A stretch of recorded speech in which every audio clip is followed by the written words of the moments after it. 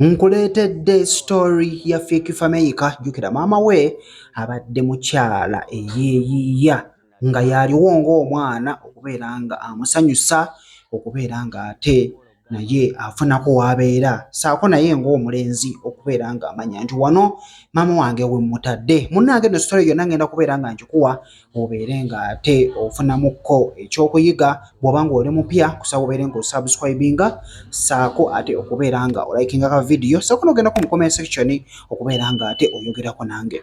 Kati nze nakulya wa ssenga wange nkugambye.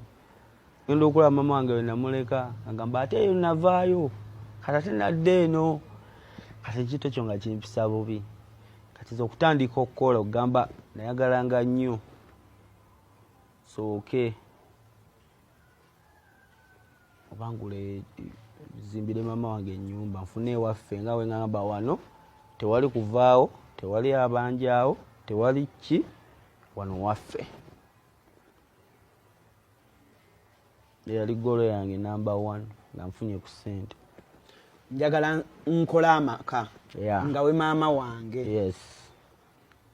Njagala nkola amaka nga we maama wange mbere nga ntwalayo nti awo si wange si wa maama wange wabula we waffe. Awo waba Fake Fameyika waba Shafiki. Wa maama wange wabeera. Wa maama wange amaka. Baba zala bana ameka. Mama mama wange alina abaana babiri. Gwe ne muto gwe tetera okulaba ku social media. Ye mwe babiri bwe muti. Yes. But I come from a very big family. Family yaffe nnene nnyo nina batata bangi basinga bangi naye nze ndi omu ne muganda wange omulenzi omu era mu biti ebyenjawulo nga ne baba bagobye ng'olina mikwano gyo ng'agamba tugenda waffe wano we waffe gwe bityo mikwano gyo ne kati nze nabeeranga awo nga wenkirowoozaako ennyo nga ndaba siina waffe ngamba nti wano waffe oba obeera opangisa leero ku muzigo newayitawo nogenda okomawo okudda nga okomawo okuva ku ssomero nga bagamba wano twavuddeyo twavaawo. Fake Fameyika ayongedde maaso n'annyonnyola nti ekirooto kye kwe kulaba nga maama we musanyufu era ky'ova olaba nti abadde nga azimba ennyumba whereby ebadde yaggwa naye nga mu bulamu obuntuntu obutonotono naye nga ye weebadde etuuse abadde alaba nti weewo. Ekirooto kyo kuba maama ennyumba ogizimbye kati ennyumba oga maama. Ennyumba yasikiranganko naye ngikwata neŋŋamba maama because sinti yaggwa okutuuka ku level weŋŋambira nti ngiggyeko engalo. And I think it's because I wanted the best for her.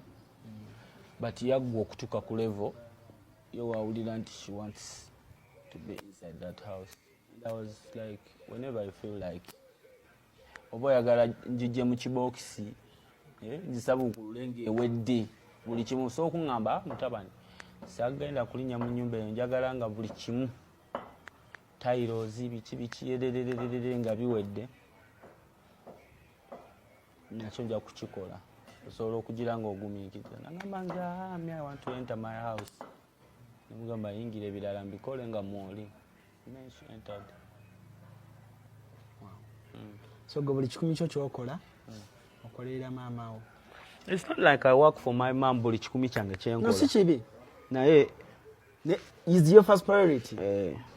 Ne kuddako muto wo. Of course. Kati muto wange ye ali ku mutto. Muto wange ali ku mutto nkugembe sinnazaala kati wombuzaamu nombuuza kati gwe era nja kugamba maama oyo muto wange. Maama wa Fake Fameyika abadde nga amwagala nnyo era nga amwenyumirizaamu ng'era bw'abanga ali ku kivvulu munnanga afa essanyu kubanga omwana we abadde amwagala nnyo naye katusabe omwoyo gw'omugenzi omukama agulamuze kisa. Ku kivvulu kyo nali ntudde kumpi ne maama wo kumpi ne tebo ya maama wo and your mom was crying. Maama wo yali akaaba naŋŋamba ebigambo bino. Maama wo yaŋŋamba wali ojja ku stage n'aleekaana n'agamba omwana wange wuyo omwana wange, oba yali atudde kumpi ne sisita we naye ku tebo kwaliko omukyalo omulala omukulu gwe yali anyumya naye nnyo. N'agamba laba omwana wange gwe, n'akuba enduulu bw'ati n'asituka n'aleekaana n'atandika okukaaba. Mu kukaaba saamanya oba yali amanyi gwayogera naye yali ayogera nange. N'aŋŋamba oyo omwana wange bannamawulire baamusekerera nnyo ku kivuuli kye ekyasooka kyamusala, baaba n'abantu bazze, omwana wange. She shouted over and over emirundi egyawera, omwana wange. Najja essimu ye n'aŋŋamba labayo yina ennyumba omwana wange gyanzimbidde, omwana wange yanzimbidde ennyumba. N'akona ku oyo yalinga sisita we n'amugamba bano bagambe omwana wange yanzimbidde ennyumba. N'akaaba nga bw'asangula amaziga bw'ati, n'atunula bw'ati nga bw'aseka nnyonyo naye nga bw'andaga ennyumba eyo mu kifaananyi. N'aŋŋamba omwana wange yanzimbidde ennyumba. Bannange nze sirina kye njogera, neebaza Allah. Mukama ayongere ekintu ekyo nali njagaddeko okikolera maama wange. Naye natunuulira omuzadde ali happy. And bw'okinnyonnyodde bw'otyo nze yalabako, era this is the first time I'm talking about it. I've never said it on TV. Even me. But this is the first time gye nkikubuuzizza. Era sikibuuza naye njagala sooka kwebaza. It's not weebale sooka kulowooza ku maama wo before nga tonneerowoozaako ng'omuntu. Because kaye engeri gye nali nsobola okwerowoozaako. Okategedde? Nze okusobola okulowooza ku maama wange kyali kimpuliza beta yani nze okwerowoozaako. Twala ewaffe, twaleke wa maama wange olabeeyo.